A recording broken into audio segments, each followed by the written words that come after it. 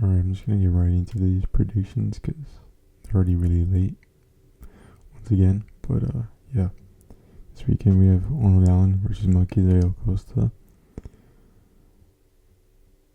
Allen been around in the UFC a long time, but he's still pretty young. Um, he's only lost to the best in the featherweight division. Costa has had a very fast rise as of recently.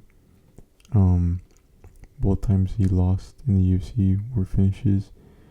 He's been getting a lot of knockouts. He's had two knockouts back to back, and on a 6-fight win streak. But is yet to go to a main event. Hasn't gone 5 rounds. Arnold Allen has gone 5 rounds once versus Max Holloway. Yeah, I would say both guys are pretty well rounded. But I think the fight's gonna play out on the feet. If anyone were to get a finish on the ground or get takedowns, it would probably be Costa because of all the submission wins. And Costa is very good at scrambling and ending up on top position or turning with a submission or getting sweeps on bottom. Sometimes he likes to, and sometimes he gets the submission, like versus Andre Fili.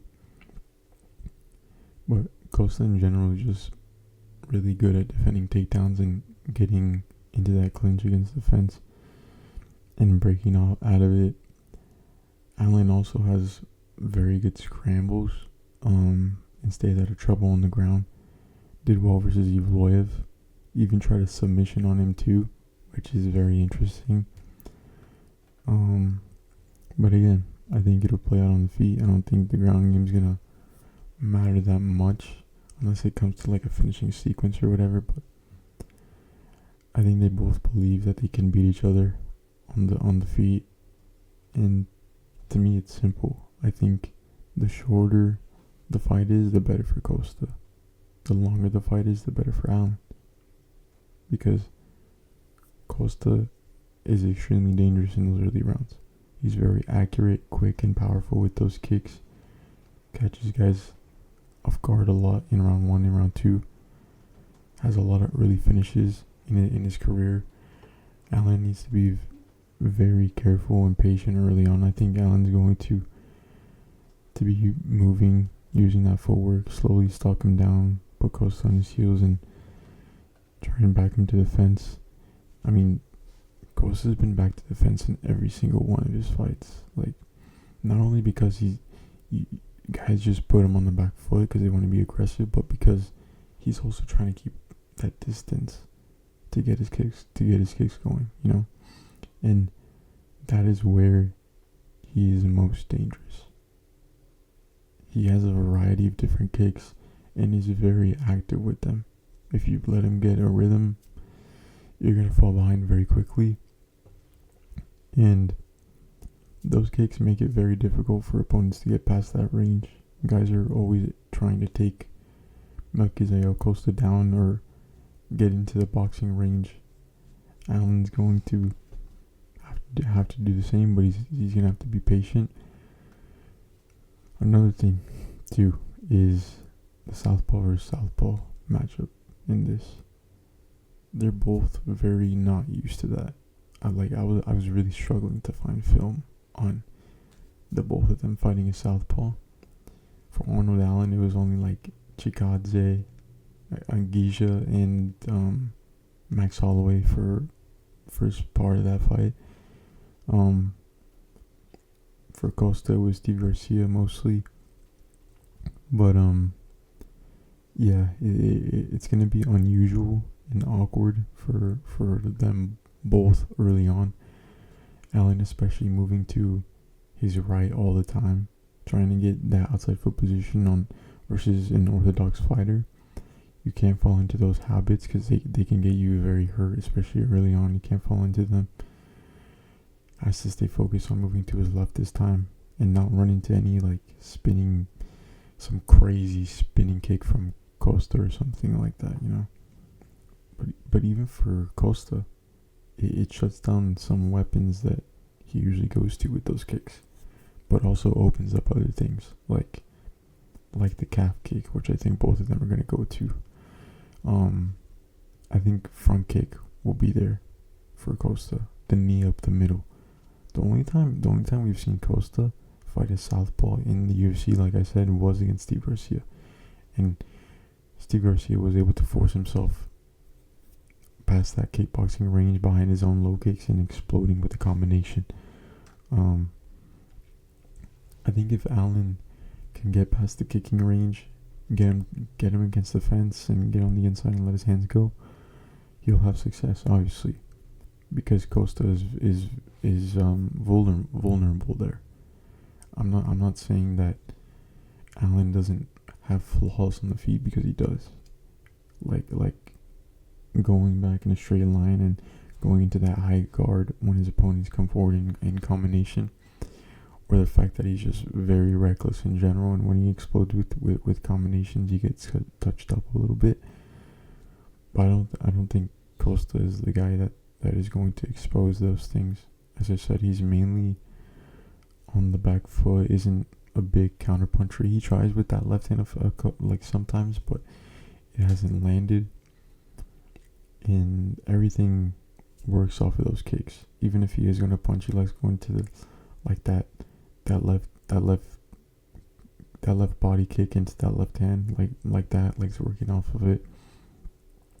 But yeah, I can see this fight being very similar to Arnold Allen versus Giga Chikadze, where Giga had a good round one, like circling, using his footwork, working behind those kicks. But again, as the fight went on, the pace from Giga slowed, and Allen took over because he could keep that pace and was on the front foot for pretty much the whole fight. So, and like I said, Costa gets back to the fence in all of his fights. Again, because they know, his opponents know, that if you let him stay at the distance, he's gonna pick you apart and he's gonna get out ahead of you. So, but the problem that he has is early in fights, his punch defense is good enough to avoid those punches. His main defense is either all the way out of range to make you miss, or to move his head, or to like turn with the punches.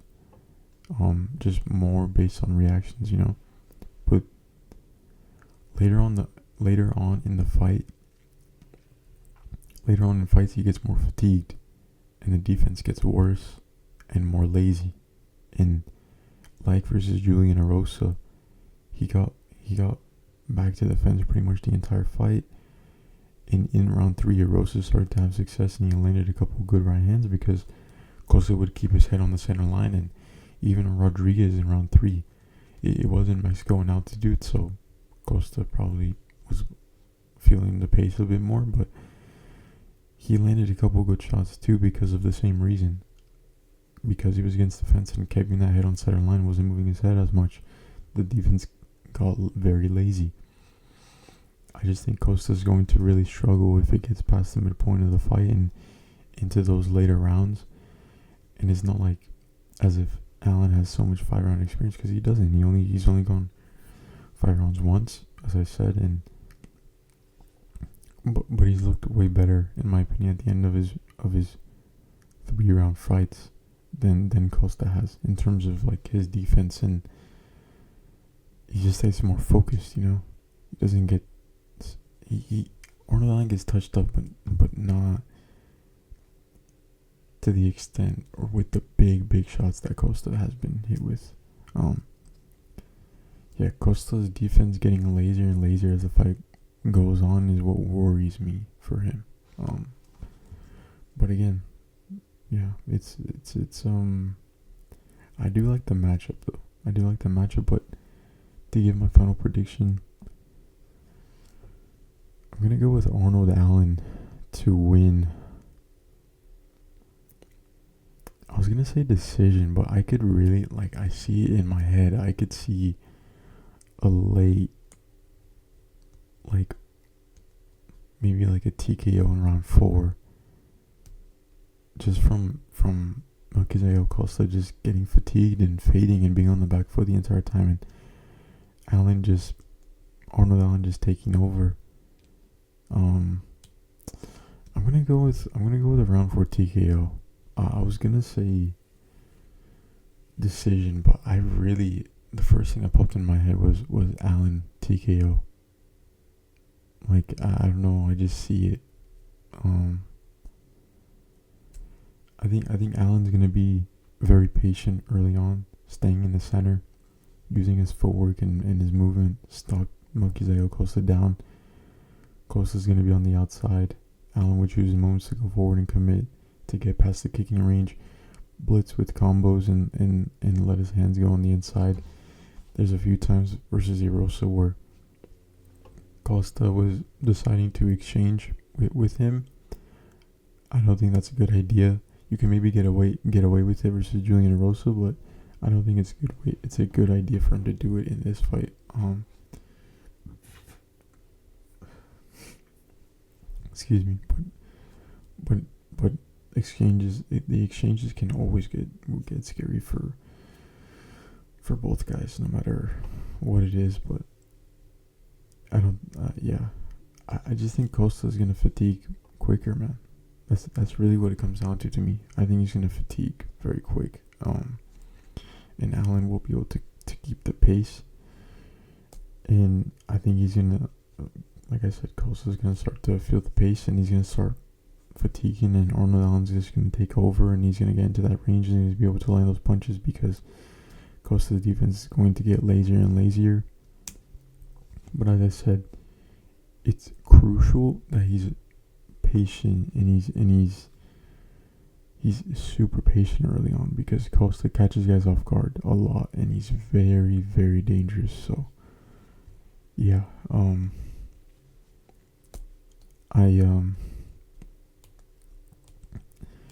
if Costa were to win, it would be by finish. As I said, he was the first guy to finish Dan Ige. He wants to be the first guy to finish Arnold Allen. I just don't see Costa finishing Arnold Allen in those early rounds. I don't see it.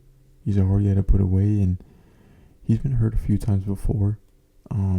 Never really from any kicks, but were from punches. Really quick knockdowns though, like versus Evaloyev, Holloway, Jean Silva a little bit at the end of the first round, I believe. And Costa. If Costa were to win, it would probably come from, like I've been saying, keeping the distance, attacking Arnold Allen's legs, going to that calf kick, trying landing that knee up the middle, front kicks up the middle, take advantage of the moments you have when you put him on the back foot, and try to finish it early. Try to finish it early like you have been. I feel like I sound like I've just been hating on Costa, but I really don't. I actually love him. I love both these guys. Yeah, I got to see Melchizedek Costa fight live, in person in Seattle on the most recent Seattle card. So yeah, that was I became a fan of him too. And Arnold Allen, who doesn't love Arnold Allen, bro? You know. Yeah, I just don't see Costa getting a finish. That's why I can't see him winning. I think it'll be good though. As I said, those early rounds are going to be very interesting and very dangerous for Allen, so he has to be careful. But I'm going with Arnold Allen to win. Tell me this is crazy or not, but I low-key think that this matchup is kind of really similar to JDM versus Prates. Like a guy is going to come forward, or who should be coming forward, trying to get on the inside. Allen doesn't have like the same high guard, but he keeps his hands relatively high. Costa's a kick-heavy guy, like a Carlos Prates. Like, is that crazy to say? I don't know. I just kind of picked up on that as I started doing it, which would mean Costa's gonna win based on that. But I got JDM wrong too, but hopefully I don't get this one wrong. But yeah. Going with Arnold Allen to win by TKO in round 4. Now to do Troy Daniel Santos. Uh, yeah, they're honestly both kind of similar in terms of where they've been in their career. Um, both have had a lot of periods of inactivity, and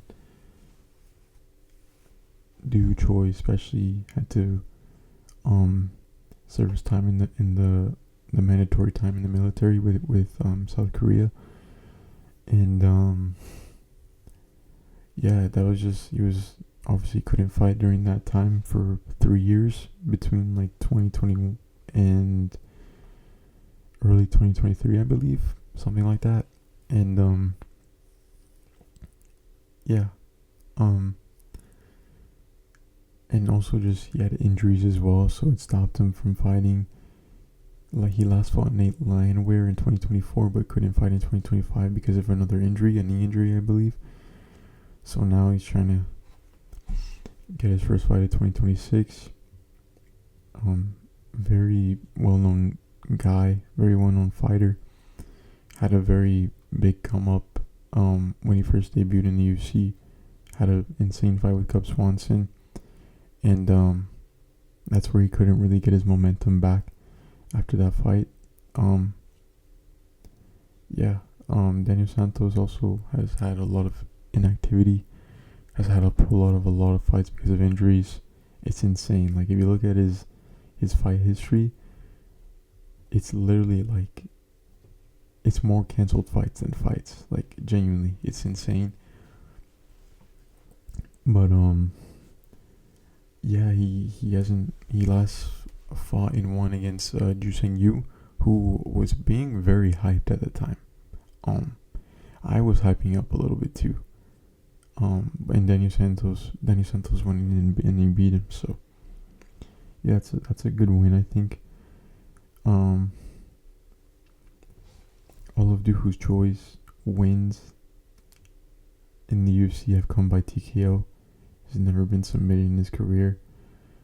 Um, Daniel Santos, he's on a win streak. He's on a 4-fight win streak, but it's just spanning over like years, starting from 2022. Yeah, it's just insane. As I said, he's had a lot of canceled fights, but he's trying to get the momentum back. So it's good to see. Fought twice in 2025, trying to keep it going. Yeah, he's Santos is pretty well rounded. He has good striking, throws a lot of kicks, chooses his moments to blitz with heavy combinations and back his opponents up. Also likes to mix in the takedowns, and he has that dog as well. Shooter vs Castaneda. I saw a lot of people saying that he was Charles do Bronx at home, which was really funny because he even had like the blonde hair in that fight and everything. And it was around the time when Charles Oliveira fought Michael Chandler. Yeah, Doo Choi is he's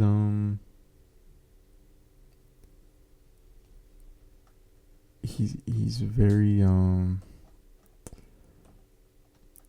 he has good like striking. He has good like boxing, I guess. He does mix in takedowns every now and then. I just think obviously he has that dog as well. He's never been TKO'd in his career, so but or has he? No, he has been TKO'd, sorry.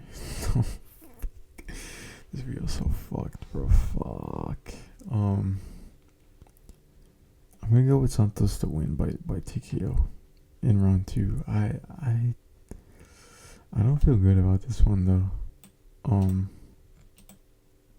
I just think he's more explosive. He's more the explosive guy, and I think Doo Choi's been caught a lot of times when he's been hurt. I think he's gonna get caught in this fight too. I think he's gonna catch Doo Choi off guard, and I think he's gonna get a TKO win. So I go with Daniel Santos to win. Now to Malcolm Wanamaker versus Juan Diaz. I really like this fight. I still rate Malcolm Wanamaker. The loss to Ethan Ewing is aging fine. He lost to a very good fighter. Wanamaker has a lot of early finishes and KO wins. He's a striker and a southpaw who likes to switch throughout the fight. Has very heavy hands, really nasty right hook, quick counters, goes to the body kick a lot because of the open stance.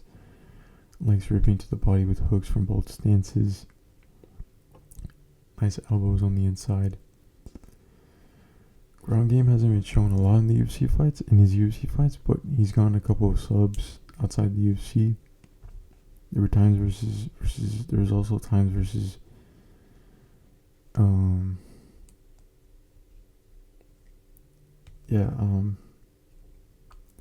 sorry, this video is so bad, I'm sorry. Diaz. Juan Diaz was a champion at Lux Fight League. It's a big promotion in Mexico. Been scheduled. He was scheduled for. He fought 5 rounds, like a few times over there. Earned a contract out the Contender Series with a disgusting elbow knockout on the Contender Series. One of the best knockouts to come from the show. Really disgusting finish. Now making his UFC debut. Diaz, very well rounded. Good striking, mixes in his takedowns, pops the jab out, goes to that 3-2 a lot, looks for counters, especially off his opponent's jab, likes to go underneath punches and return and throws in combination. I think his footwork's really good, doesn't ever let himself get back to the fence. Circles away, pivots off to the side, stays in the center, can keep a good pace. But he tends to get caught a lot because he keeps his chin a bit high. I'm going to go with Wellmaker to win by decision. I think it'll be similar to Wellmaker versus the Wellmaker versus Ewing fight. Fought at a really good pace. There were times in that fight where Ewing would let his punch combos go. Wellmaker would just kind of shell up and not exchange with him. I think which is weird because he's clearly more powerful in my opinion. And yeah, I think Diaz is going to try to get on the inside and land combinations. Diaz is going to mix it up, wrestle him, take him down. Diaz has never been finished in his career. But I do think at some point he's going to get hurt in this fight and maybe dropped. I think Wellmaker is just technically better, in my opinion, and will outpoint him throughout the fight. Be able to defend against takedowns well and get back to his feet, find his counters. But I think it's going to be really good and competitive. And the longer it goes, it favors Diaz because he has more experience going to decisions. And both times Wellmaker won by decision in his pro career. They were very close. So, but who knows? Maybe Wellmaker just KOs him in a round. But I don't think it's a good idea for him to be coming into this one thinking that it's going to be over very quickly because it could come back and bite him. So, but I'm going to go with Wellmaker to win. I still like Wellmaker, man. I think he's very good. Like I said, the loss to Ewing isn't really that big of a deal. Of course, he would have wanted to win that fight. Probably one he wants to get back. But yeah, Ewing's really good right now too. So yeah. Now to Bukowskis and Christian Edwards. I'm going with Modestas Bukowskis, man. There's just levels, man. There's levels. He was supposed to fight Bellato on this card, which would have been a good fight, I think. Edwards steps in on short notice, making his UFC debut. Had a long career at Bellator. Started off on a good win streak, but then got cut after 3 consecutive losses. Went back to the regional scene, some different promotions, and went to a decision versus Luke Fernandez, who is now in the UFC. Just fought Rodolfo Bellato as well. But he got finished in a round. Edwards has gotten a lot of finishes early in his fights, but he's been taking a very heavy wrestling approach and kind of smothering his opponents in recent fights. I don't think he'll be able to take Bukowskis down. I'm gonna go with Bukowskis to win by KO in round 1. There's just levels. I think Edwards is too slow on the feet, and Bukowskis can be very explosive. I could see him landing that 3-2 again, and finish the fight. So I'm gonna go with Bukowskis. Back in my boy. I saw him. I also saw him fight in Seattle on the most recent card. Dude, it was just so electric, man. First fight of the night, he just came out and just knocked out Cicada. Dude, Cicada. It was electric in there, man. It was, man, insane, that one. But yeah, I love Bukowskis. Timothy Kwamba versus Bernardo Sopaj. Kwamba on a 2-fight win streak, 2-2 in the UFC so far. Has only been finished once in his career. Was before he got signed. All of his finishes came by TKO. Sopaj is making his UFC, his third UFC appearance. Is 1-1 right now. Last fight was a win over Ricky Tercios by decision in what was a pretty good fight. And the other was a nasty KO loss to Vinicius Oliveira. Really, really bad KO. And that was in his debut. And like Timothy Kwamba, he's only been finished once in his career, which was that fight. I'm going to go with Sopaj to win by decision. I almost went with Kwamba on this one, though, because I still worry about the gas tank of Sopaj. He had good first rounds versus Oliveira and Tercios, but he just gassed very quickly after that. I think he's technically better than Kwamba, and is very good. Don't get me wrong, but I think it'll play out on the feet for the most part, and will be competitive.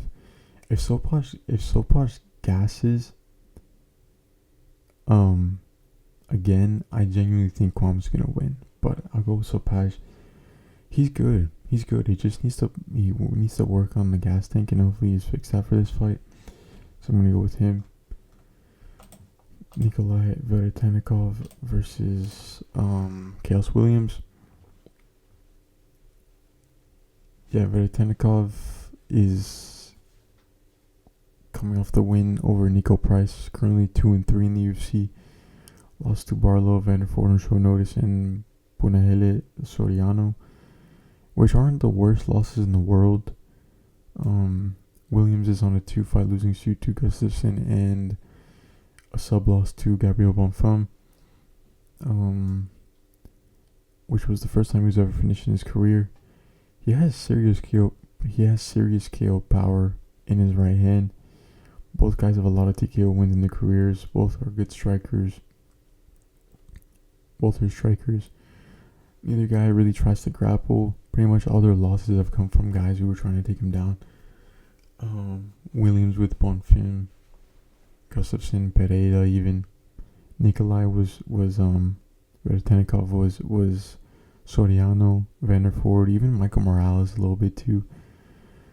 If someone is gonna get a takedown on the other, it's gonna be Veretennikov, but he didn't even attempt to take down Danny Barlow, so I don't see him doing it in this fight. Williams has never attempted a takedown in his entire UFC career. The fight's not going to the ground. I believe, both believe in their striking.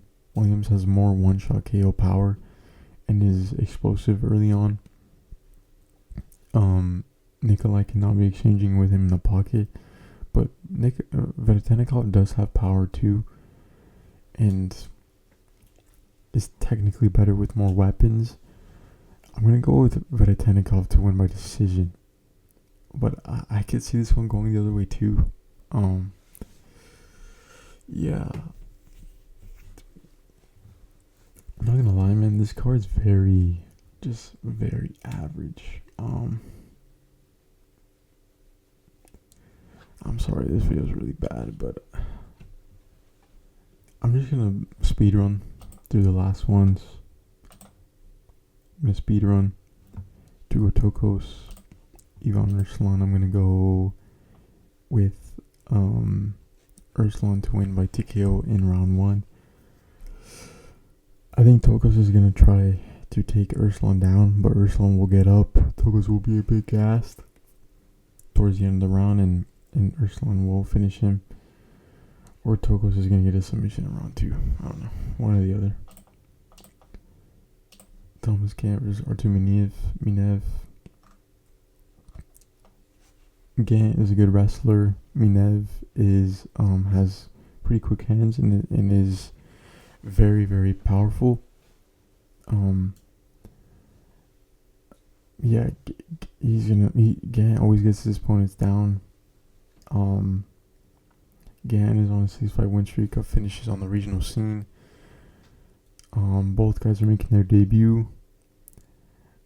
I think Minev is better than who Gant has been fighting on the regional scene, so I'm gonna go with Gant by decision. But I think he's gonna wrestle him and he's gonna be able to win a decision. Ketlen Vieira versus Jacqueline Cavalcanti. Yeah, I'm gonna go with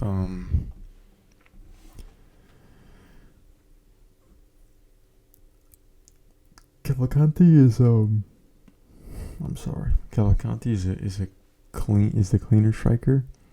Stays patient and at a distance, puts her opponents on the back foot, keeps her shots long, lots of straight punches, tries the left hook off of it, good kicks as well. Vieira always tries to be second. Either applies pressure and gets her opponents to throw so she can counter, or just stays on the outside and tries to counter. Vieira just makes these fights dirty and messy. Good on the inside, throws heavy shots, probably counter, will probably look to take Cavalcanti down in this fight. And when she does, I think she'll be able to stay there on top. I'm going to go with Vieira to just edge out a decision. But if Cavalcanti can get her from the takedowns, she'll win. Because even she does well to not get caught with counters, and she stays at a good range, as I said, and it's also gonna make it hard for Vieira to get to her legs. So this could low-key be a one where I change my prediction last minute, honestly, because I could see her winning, and I think Cavalcanti's good, man. Vieira just been around longer and fought the better opposition, and that's why I kind of side with her. So I go with Vieira to win by decision. Holy crap, bro! There's so many decisions on this card. What the heck?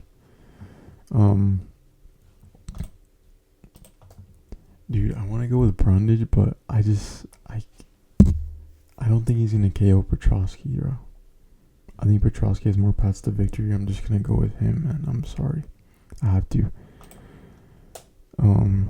But his back is against the wall, so you never know. Ardelian, Viana. I'm gonna go with Ardelian by decision. Bareth, Gurule. I'm gonna go with Bareth by decision. Shauna Bannon, Nicole Cagliari.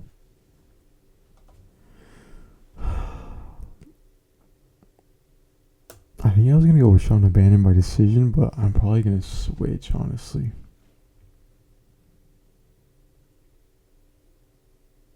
No, I'll go with Shauna Bannon. Screw it. Okay. But yeah, those are my full card predictions. This was the worst video ever. But I think it's a good. It's not a good card. It's very mid. The Netflix card is honestly better. Yeah, but there's so many. I predicted so many decisions. I hope that's not true, because if not, that's gonna be really bad. But yeah. Going with Arnold Allen to win the main event. But yeah. Thank you guys for watching. Catch you guys in the next one.